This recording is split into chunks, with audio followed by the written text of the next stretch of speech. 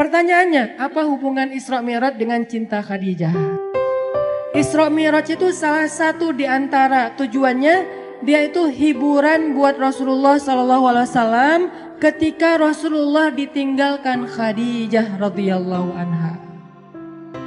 Jadi tahun ketika terjadi Isra Mi'raj dikenal oleh ulama dengan istilah tahun kesedihan. Kenapa disebut tahun kesedihan? Karena pada tahun itu Rasulullah SAW mengalami banyak ujian-ujian yang berat. Salah satu ujiannya, pertama beliau ditinggalkan oleh paman tercinta beliau, Abu Thalib. Udah gitu ditinggalkan lagi oleh istrinya yang selama ini banyak sekali berkorban dan mensupport dakwah Nabi, yaitu Khadijah radhiyallahu anha. Dan ini bikin Nabi itu patah hati banget. Kenapa?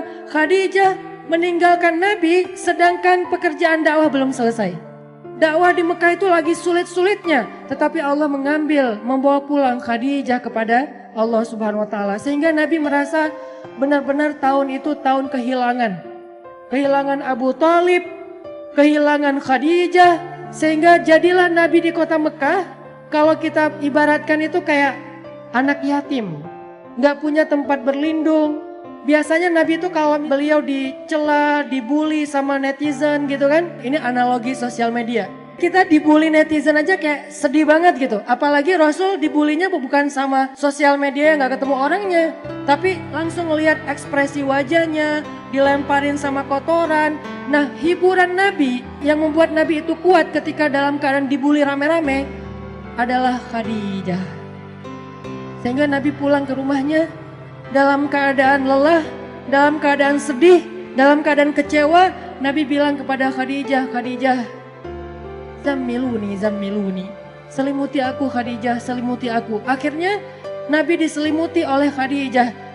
Lalu Nabi curhat sama Khadijah, Khadijah, kenapa mereka mendustakan dakwah aku? Apakah aku terlalu keras kepada mereka? Kata Khadijah, tidak wahai Rasulullah. Apakah aku tidak menyampaikannya dengan jelas? Kata Khadijah, tidak ya Rasulullah, engkau sudah menyampaikan dengan jelas.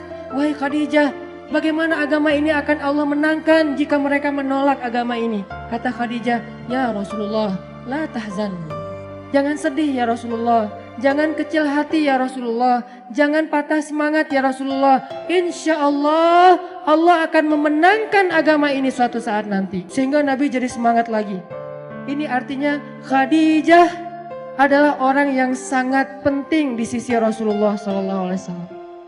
Khadijah adalah orang yang pertama menerima dakwah Nabi ketika satu dunia ini, satu bumi ini menolak dakwah Nabi.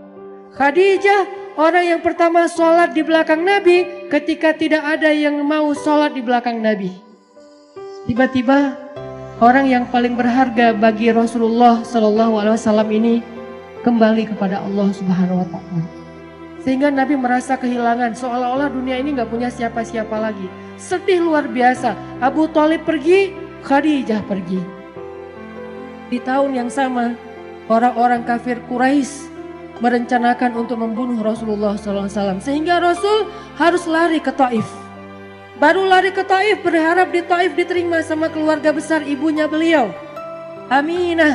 Ternyata di Taif kita tahu cerita yang luar biasa tragis. Nabi dikejar-kejar seharian, dilemparin batu, kemudian disorakin kayak maling. Sehingga Nabi keluar masuk kebun kurma bersembunyi. Ketahuan lari lagi, sembunyi lagi, ketahuan lari lagi. Sampai jidat Nabi itu kena lemparan batu dan berdarah. Seharian Nabi berlari karena dikejar-kejar sama orang di Taif. Udahlah, perasaan beliau sedang dalam keadaan kehilangan, lagi patah hati banget kalau bahasa kita sekarang. Tiba-tiba dihujat rame-rame sama manusia. Ini berat banget buat Rasulullah SAW. Kondisi mental yang lagi down banget. Kondisi perasaan yang lagi nyesek banget kalau bahasa kita. Udah ditinggalkan orang tercinta, kemudian tidak ada lagi yang melindungi beliau dakwah di Mekah. Sekarang beliau di Taif diusir, dipukulin, dilemparin, dikejar, diteriakin maling. Sampai kemudian Nabi SAW bingung harus pulang kemana sekarang. Di Mekah beliau diancam, di Taif beliau diusir. Akhirnya Rasulullah SAW diam-diam masuk ke kota Mekah dan tidur di depan Ka'bah. tidur sendiri di depan Ka'bah. Orang-orang Mekah udah pada tidur, masuk ke rumah mereka masing-masing.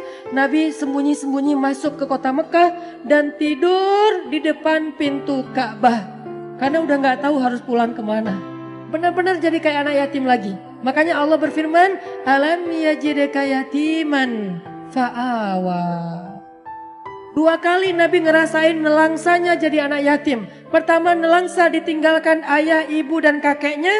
Kemudian nelangsa ditinggalkan paman dan istrinya. Sehingga Nabi SAW akhirnya tidur di depan Ka'bah. Sebetulnya bukan tidur, beliau sholat di depan Ka'bah. Minta pertolongan kepada Allah, ya Allah saya harus kayak gimana. Saya udah gak punya siapa-siapa. Khadijah yang paling saya cintai.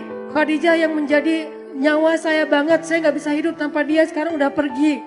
Abu Thalib yang melindungi saya juga udah pergi. Bahkan perginya dalam keadaan tidak beriman lagi tuh. Saya pergi ke kampung ibu saya di Taif. Orang-orang yang ada di Taif juga mengusir saya. Kemana saya harus pergi ya Allah? Sujud Nabi panjang di Ka'bah.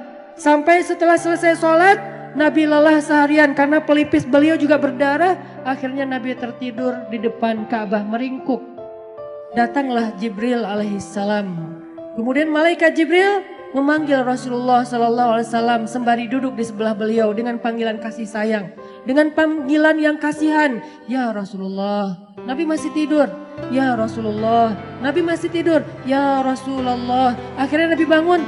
Jibril. Kata Jibril. Ya Rasulullah. Allah mengundang Rasulullah untuk melakukan perjalanan ke langit. Ketika Nabi dalam keadaan down, ketika Nabi dalam keadaan drop, ketika Nabi dalam keadaan nelangsa, dalam keadaan lemah, maka Allah Subhanahu wa taala memanggil Nabi ke langit. Ya Rasulullah, Allah memanggil Nabi untuk bertemu. Allah memanggil Nabi untuk naik ke langit.